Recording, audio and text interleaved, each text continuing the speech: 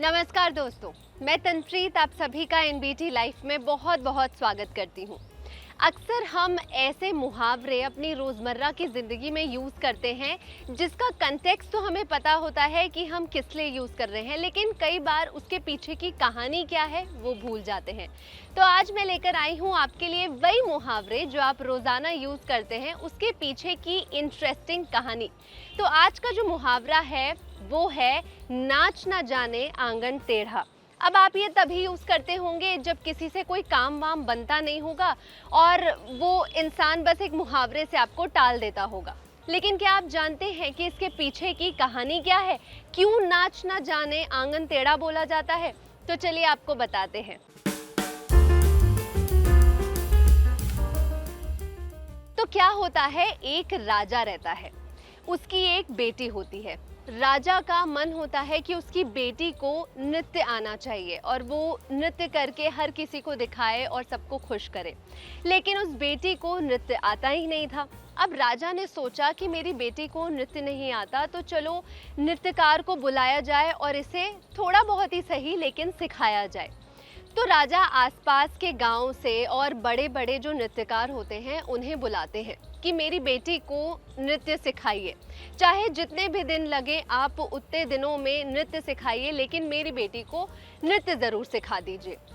एक नृत्यकार आता है, नृत्य सिखाने की कोशिश करता है, लेकिन बेटी नहीं सीख पाती। तो राजा को लगता है कि कहीं ना कहीं शुरुआत है, अभी नहीं सीख पा रही है बेटी।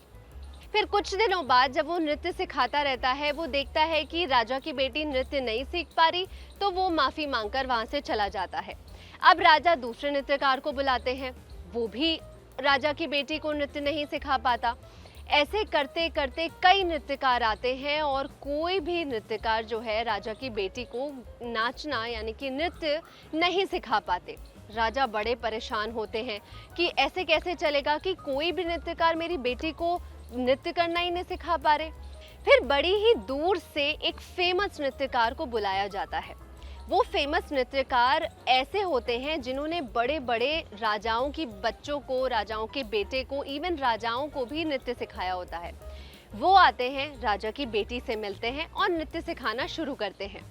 कुछ दिन बीतते हैं, कुछ हफ्ते बीतते हैं और उस नृत्यकार को ये समझ में आ जाता है कि बेटी को नृत्य नहीं सिखा पाएंगे।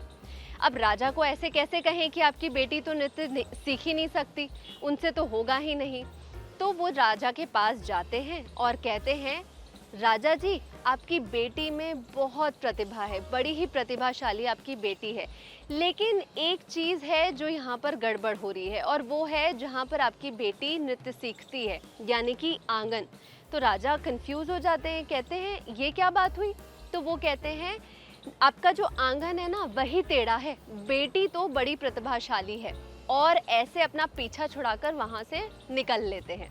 तो दोस्तों अब समझ में आया आपको कि नाच ना जाने आंगन टेढ़ा क्यों कहते हैं। यानी कि किसी को अगर काम सिखा सिखाकर अगर आप थक जाएं तो इसे बोलिए कि ये तो बहुत प्रतिभाशाली है, इस इंसान को तो हर चीज़ आती है, लेकिन आप ही नहीं सिखा पा रहे, और अपना काम जो है वहाँ से निकाल कर चले जाइए। तो अगली बार जब आप ये मुहावरा यूज़ करेंगे तो आपको इसके पीछे की कहानी पता होगी और आपको खुद मज़ा आएगा असली जगह सही कंटेक्स्ट के थ्रू इस मुहावरे को यूज़ करने में। तो आज के लिए ये कहानी हुई पूरी। मैं फिर हाजिर होंगी एक नए मुहावरे और नई कहानी के साथ। तब तक के लिए गुड बाय।